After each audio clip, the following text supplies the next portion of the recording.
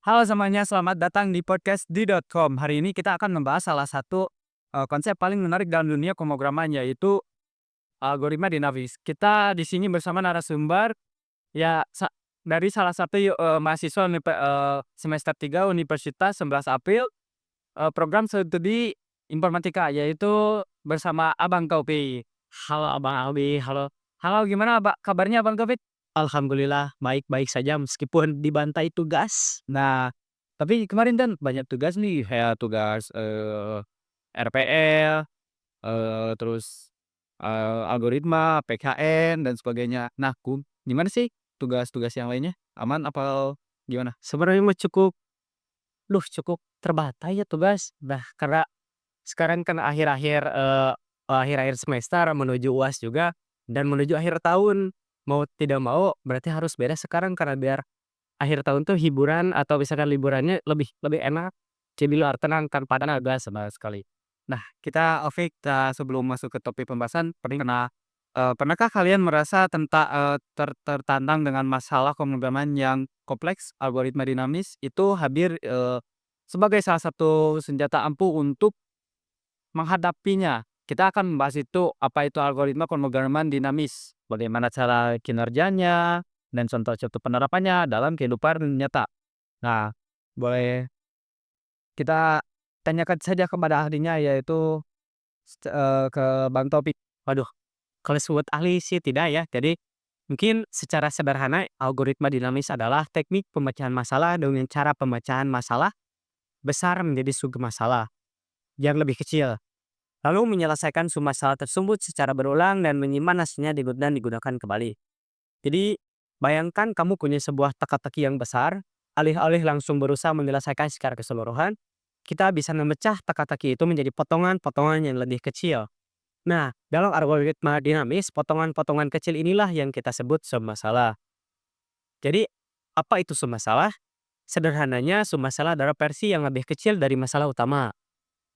Ini seperti memecah sebuah persamaan matematika yang rumit dengan cara memecah menjadi persamaan-persamaan yang lebih sederhana. Kenapa kita harus repot-repot mencari submasalah? Karena dengan memecah semasalah-semasalah ini, kita bisa membangun solusi untuk masalah utama secara bertahap. Ini seperti membangun sebuah menara dengan menyusun batu bata satu persatu. Oke. Tapi bagaimana Bang Topik, agar kita cara menemukan submasalah yang tepat? Nah, bolehkah dijelaskan secara singkat gitu? Oke, baik. Mungkin yang pertama pasti harus menganalisis masalahnya tersebut. Jadi kita harus memahami betul apa yang kita ingin dicapai dari masalah tersebut. Terus, kedua, cari pola permasalahannya. Perhatikan apakah ada bagian-bagian yang berulang atau pola tertentu dalam masalahnya.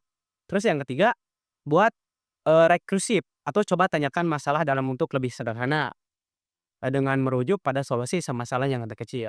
Terus yang terakhir ada visualisasi. Jadi gambar atau buat tabel untuk membantu melihat pola pengulangan masalah. Terus mengapa kita harus repot-repot mengidentifikasi submasalah tersebut?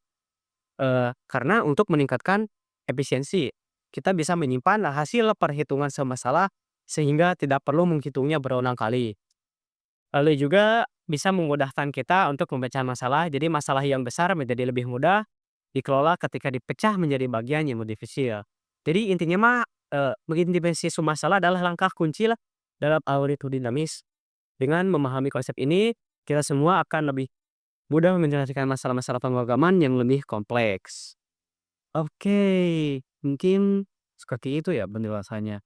Nah, eee, kalau misalkan di kehidupan nyatanya tuh contohnya tuh kos kumaha gitu nya, kayak boleh jelaskan lagi lah? Ya paling paling misalnya kayaknya pernah tuh, misalkan kalian bingung memilih sebuah jalan yang cepat untuk sampai ke kantor atau ke rumah, atau mungkin, pernah mencoba untuk menyusun jadwal kuliah yang paling efisien?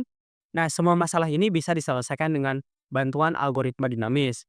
Jadi, bayangkan ketika kita sedang berada di sebuah kota yang besar dan rumit, misalkan seperti di Bandung kan banyak, jalan-jalan yang satu arah dan sulit sok macet kaseng jalsena, salah tempat ge langsung terbalik. Nah, jadi kamu misalkan, orang atau kita misalkan, ingin pergi ke sebuah kantor, tapi ada banyak sekali jalan yang bisa, kita pilih. Jadi setiap jalan itu punya panjang yang berbeda-beda dan mungkin ada beberapa jalan yang sedang macet. Jadi, bagaimana nah cara kita untuk menemukan jalan yang tercepat? Jadi bisa mencari sebuah alternatif alternatif jalan.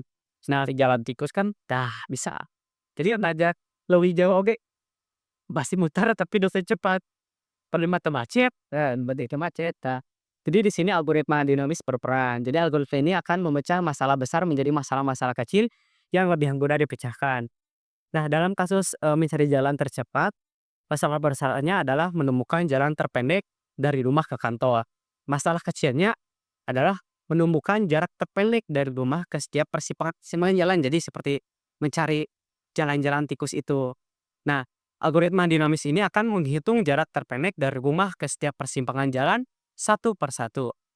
Nah, setelah itu algoritma ini akan membandingkan semua jarak yang telah dihitung dan memilih rute yang terpendek. Contohnya, bayangkan misalkan kita ada sebuah kota, terus setiap persimpangan jalan itu ada sebuah titik. Dan setiap jalan adalah garis yang menghubungkan dua titik itu. Algoritma dinamis akan memulai dari titik awal atau titik rumah kita dan kemudian akan menghitung jarak ke semua titik yang berdekatan. Setelah itu, algoritma ini akan terus bergerak ke titik berikutnya setelah memilih jalan yang terpendek. Nah, mungkin seperti itu untuk contoh yang kesepion.